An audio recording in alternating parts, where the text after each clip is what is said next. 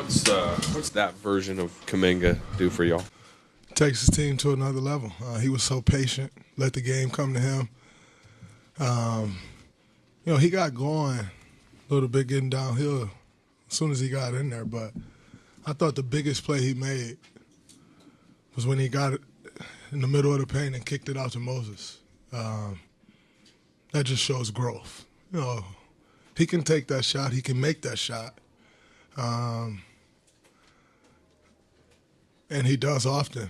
But to go in there, take that shot and have the shot, but kick it out for an even better shot and get someone else going, that's what stars do. So it's just good to see that next level of growth from him. And, we need him to continue playing the way he played tonight. Every night's not going to look the same for him.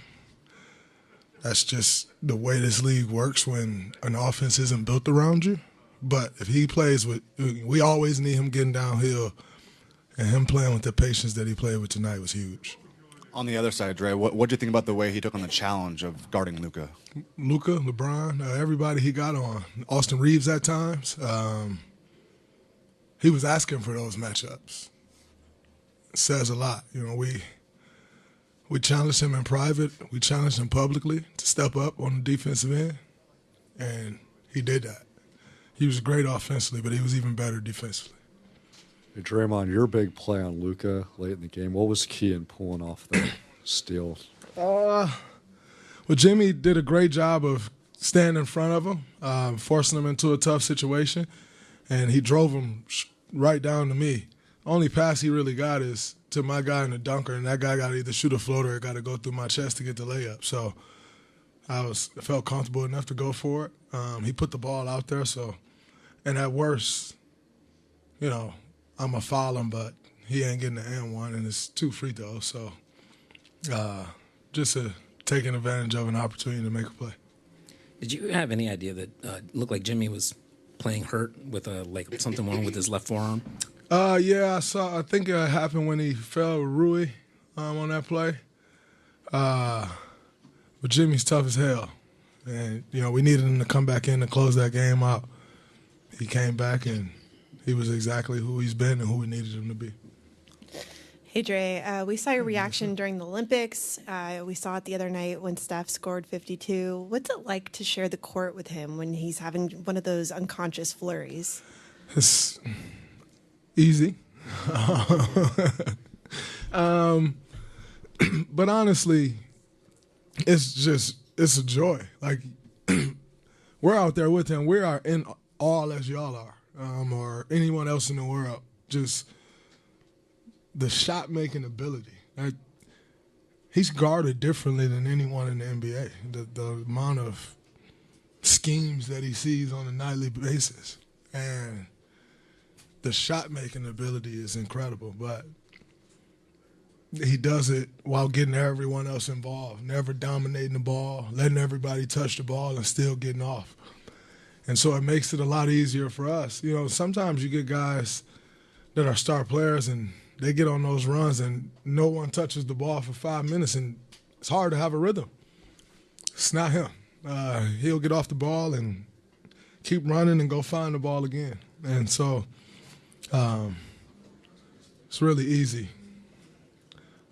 89 points over 2 games ain't half bad.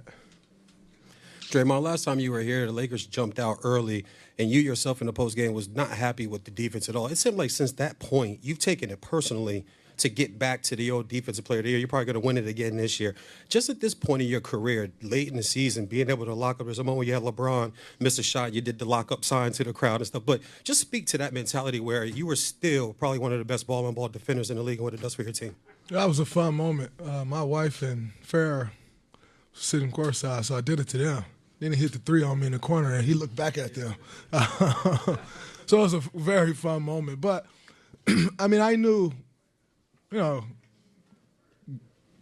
think that game was right at the next game after we got Jimmy.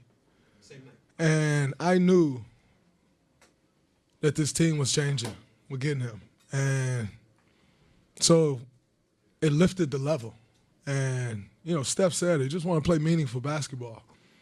And they gave us our ownership group and our general manager gave us the opportunity to do that.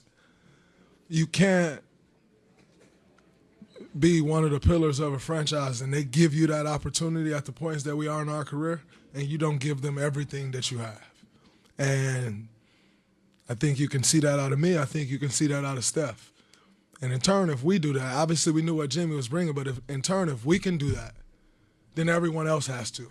And I think from that point, everybody's just raised a level. And I've tried to take it upon myself to be the anchor of our defense on that side of the ball, especially starting at the 5. And everybody else is doing their job. You know, defense is never about what one person can do. I like to anchor it. I like to be a disruptor. But at the end of the day, you need your teammates on that side of the ball. And my teammates have been incredible. How important was it to see Podziemski hit those shots early, and just for him to have this kind of game at this stage late in the season? He got going in that San Antonio game, and he's kind of continued it since. But it's huge because, again, I'm going to say the term again, meaningful basketball. Unfortunately, he hasn't had the opportunity to play much meaningful basketball at this level. And so for us, we plan on doing that. And with him,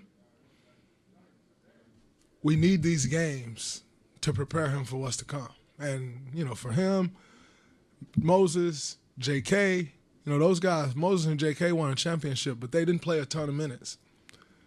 They are key pieces to what we're trying to do now. And so getting these guys these games right now that mean something and seeing them step up the way they are is huge. It's the growth that you hope you have from second and third and fourth year guys, and they're doing it. This Lakers team is a team you might see again, down the line. How different was it playing them tonight with Luka, and how do you feel like you match up generally? It's very different playing them with Luka because, we've had our battles with Bron over the years. He can make any pass, any play at any time. And now they got two guys that can make any pass, any play at any time. And so it just changes things. It changes how much you can help. It changes, kind of your cat and mouse game. When you got two stars and like they have, and Bron and Luka, I think that's tough for anybody. And now let's talk about Austin Reaves, because he's been playing like a star over the last 15 games or so. And it makes them a tough team to beat. But I think we executed our game plan tonight pretty well. Was able to come out with the win, but I think this is a team we'll see sometime soon down the road. Steve said you guys got on Brandon recently when he didn't take one of those half quarters. I believe you got on him particularly. Absolutely. He hit one tonight. I guess, what was your message to him? Well, him and Steph shoot half-court shots against each other every day. And I know you'd imagine that the standings is like Steph. I'm not sure what their count is, but BP could be possibly leading. Like, he hits those shots very frequently. And so we get in the game in San Antonio, and he's had one at the buzzer, and he threw it to Jimmy. And we all like, what are you doing? Like, no, you have to take that shot. He took it tonight and he made it. And so that's why you kind of seen everybody reaction from the bench going crazy. And he's running off yelling, give me my money. Because we shoot half-court shots when someone's late for money. And he's yelling, give me my money, give me my money.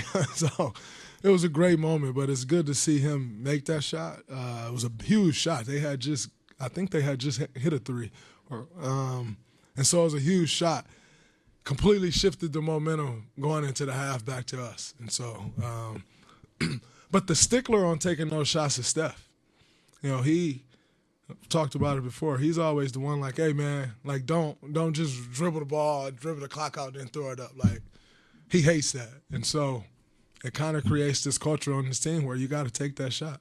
And if you don't want to, then don't go grab the ball. Give the ball to somebody who's going to take it. But BP stepped up, he took the shot, he made it. It was a huge play. You've mentioned how there's kind of been a level of additional urgency, and you guys have seen the growth in this team since acquiring Jimmy Butler. What have you seen in terms of, if at all, shift in culture, identity, and how he's added to that?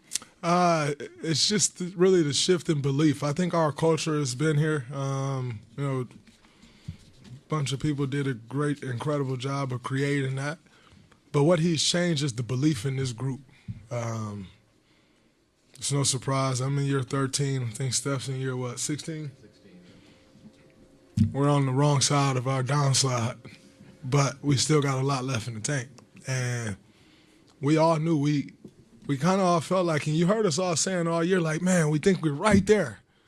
Just can't get over the hump, but we're right there. And so when we got that guy, Jimmy, I think that helped us get over the hump. And we're still a long ways away from what we ultimately want to do, but we're headed in the right direction. So I think the biggest thing he's changed is obviously the skill on the court and what we're capable of doing, but he's just brought this belief to this group that we feel like we can win again, and we're playing like that. Draymond, on that note, since Jimmy's arrival, how have you seen him and Steph approach their dynamic together? It's pretty simple. They both have the utmost respect for each other. They both have a huge appreciation for each other's game.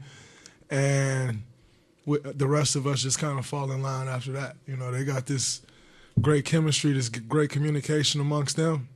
And when your two top dogs got chemistry and great communication, everybody else better fall in line. So that's what we try to do.